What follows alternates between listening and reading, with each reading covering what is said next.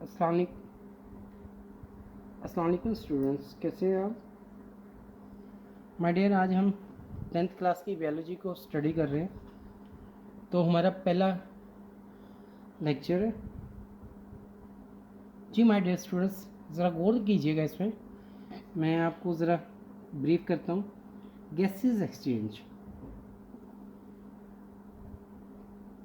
Gases exchange क्या होते हैं माय डियर? एक्सचेंज का मतलब होता है तबादला। यानी क्या होता है, आप बॉडी में हवा इन करते हैं, वहाँ आपके लंग्स के अंदर से सिर्फ ऑक्सीजन, हवा में से ऑक्सीजन आपकी बॉडी में चली जाती हैं, बॉडी में सेल्स तक पहुँचती हैं, सेल में कार्बन डाइऑक्साइड प्रोड्यूस होती है, वो दोबारा इसी प्रोसेस के ज़रिए यहाँ हवा में शामिल होकर आपकी बॉडी से आउट हो जाती है। क्लियर है मेरे बच्चे? तो ये जो प्रोसेस है इसको ब्रीथिंग कहते हैं। इस प्रोसेस को क्या कहते हैं? ब्रीथिंग कहते हैं।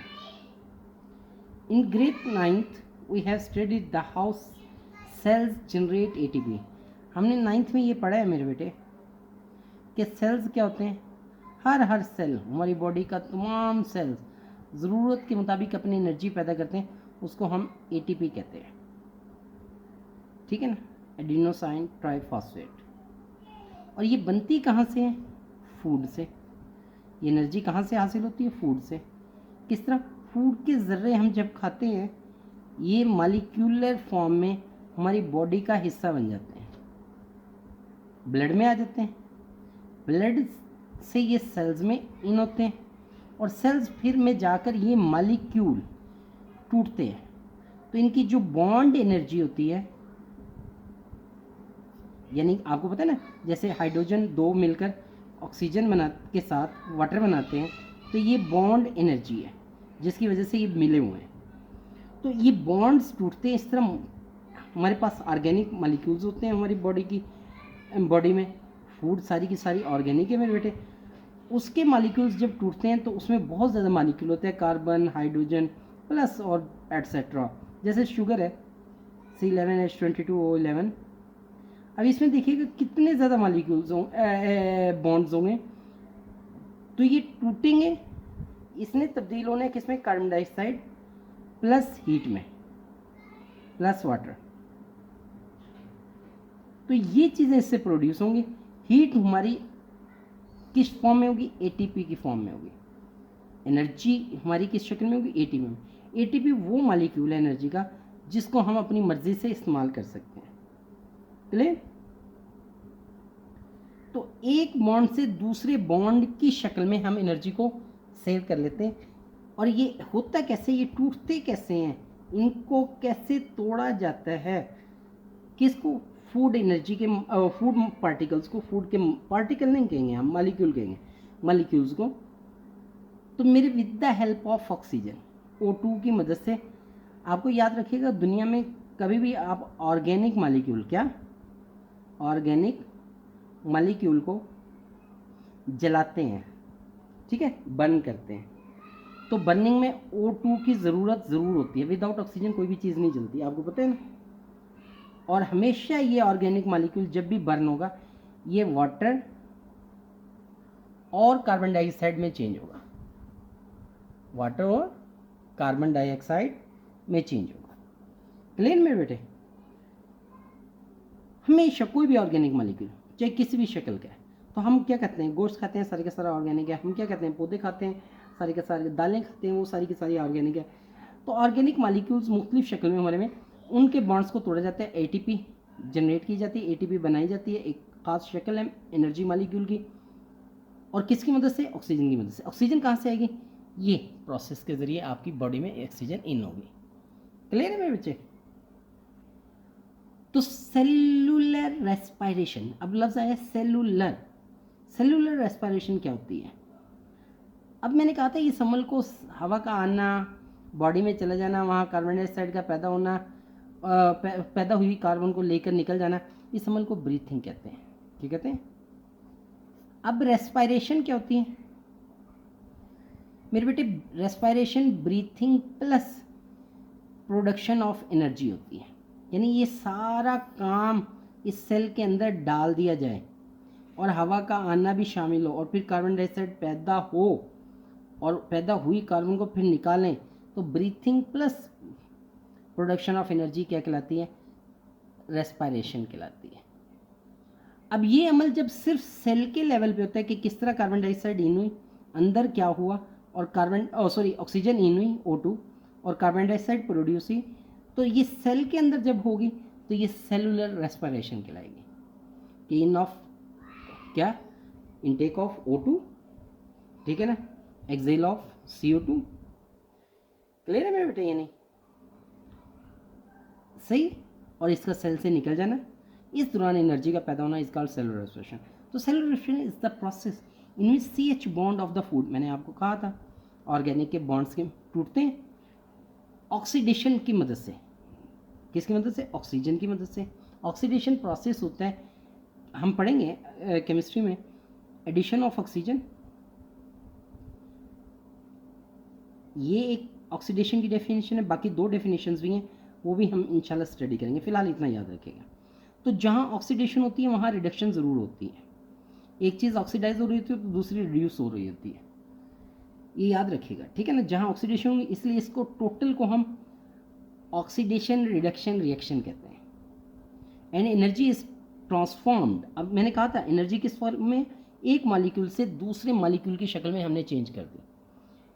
ऑर्गेनिक मॉलिक्यूल से किस में ले गए? ATP फॉर्म में ले गए। क्लियर? यहाँ तक क्लियर है? Okay. In aerobic respiration, aerobic का मतलब जहाँ हवा में ऑक्सीजन अवेलेबल है या उसके माहौल में जहाँ भी जानदार रहते हैं उसमें ऑक्सीजन अवेलेबल है, तो oxygen is use their is complete oxidation, oxygen इस्तेमाल होती है और काफ़ी ऑक्सीजन अवेलेबल होती है, तो मॉलिक्यूल प्रॉपरली टूटता है, बर्न होता है, ठीक है ना। ऑक्सीडेशन होती है, रिडक्शन होती है फूड मटेरियल की, तो कंप्लीट ऑक्सीडेशन होती है फूड की, कार्बन डाइऑक्साइड पैदा होती है एंड वाटर, और कहाँ वाटर पैदा होता है। लेकिन इस प्रोसेस को also produce in this process में, लेकिन साथ ही एनर्जी को हम इस मॉलिक्यूल से निकालकर इस मॉलिक्यूल की शक्ल में ले आते हैं, और फिर ये ऐसी फॉर्म है जिसको हम अपनी मर्जी से इस्तेमाल कर सकते हैं। क्लियर है ये बात? ऑर्गेनिजम्स गेट ऑक्सीजन, ऑर्गेनिज्म क्या लेते हैं? मैंने कहा था ऑर्गेनिज्म किससे मिलके बने होते हैं बेटा? सेल से मिलके बने होते हैं ना, तो सेल को ऑक्सीजन चाहिए क्या करने के लिए? फूड मॉलिक्यूल को बर्न करने के लिए। तो नीड फॉर सेलुलर रेस्पिरेशन, तो उनको हर सेल को, एक सेल दूसरा सेल, हर सेल को ऑक्सीजन चाहिए, तो और फिर ऑक्सीजन आएगी, फूड के पार्टिकल टूटेंगे और कार्बन डाइऑक्साइड आउट होंगे। क्लियर है?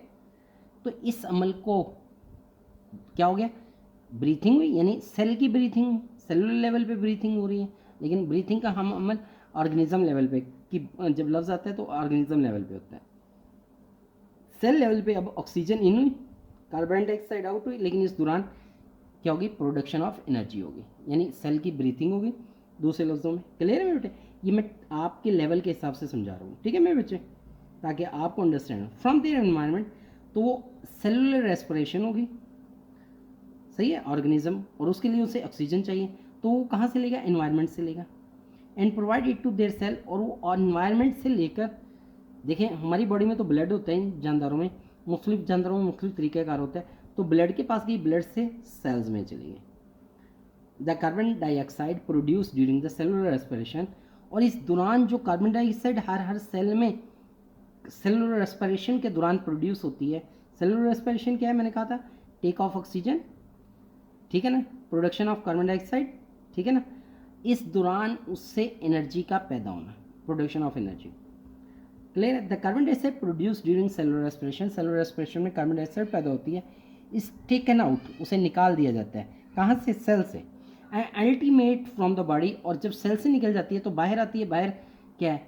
ब्लड है, उस ब्लड में चली जाती है, ब्लड से मेरे बेटे लंग्स में आती है, लंग्स से फिर आप हवा में भेज देते हैं। टेकिंग इन ऑक्सीजन, ऑक्सीजन का लेना, और giving out carbon dioxide, carbon dioxide का बाहर निकालना, इस पूरे अमल को गैसियस एक्सचेंज कहते हैं। क्या कहते हैं? गैसियस एक्सचेंज कहते हैं। लेकिन यहाँ सिर्फ हम जब गैसियस एक्सचेंज की बात होती है तो सिर्फ ब्रीथिंग की होती है। किसकी होती है? ब्रीथिंग की होती है। गैसियस एक्सचेंज का मतलब क्या होता है? सिर्फ breathing my dear. Gaseous exchange का मतलब क्या होगा? सिर्फ ब्रीथिंग। ठीक है, ये याद रखिएगा। The term breathing is use, मैंने कहा था ना ब्रीथिंग इस्तेमाल होता है प्रोसेस इन उस तरीक़ाकार के लिए इन विच एनिमल टेक एयर, हवा लेते हैं इन देयर बॉडीज, अपनी बॉडीज में, टू गेट ऑक्सीजन, और उस हवा से ऑक्सीजन निकालते हैं। मैंने कहा था ना उस हवा से ऑक्सीजन निकालते हैं from it and give out air, और for getting rid of carbon dioxide, और वापस गिविंग आउट, क्या लिखा हुआ है? Give out. और जब वापस निकालते हैं तो उसमें कार्बन डाइऑक्साइड की मिकदार बहुत ज़्यादा होती है। गेटिंग राइड कार्बन डाइऑक्साइड, तो कार्बन डाइऑक्साइड उसके साथ निकाल दी जाती है। थस ब्रीथिंग एंड रेस्पिरेशन, तो breathing and respiration are not synonymous, एक जैसा मतलब नहीं है इनका। ब्रीथिंग का मतलब टेकिंग इनटेक ऑफ ऑक्सीजन और गेटिंग आउट ऑफ, ठीक है ना, गिव आउट क्या? कार्बन डाइऑक्साइड, ये ब्रीथिंग है। अगर इसमें प्रोडक्शन ऑफ एनर्जी शामिल हो जाए तो ये क्या है? रेस्पिरेशन है।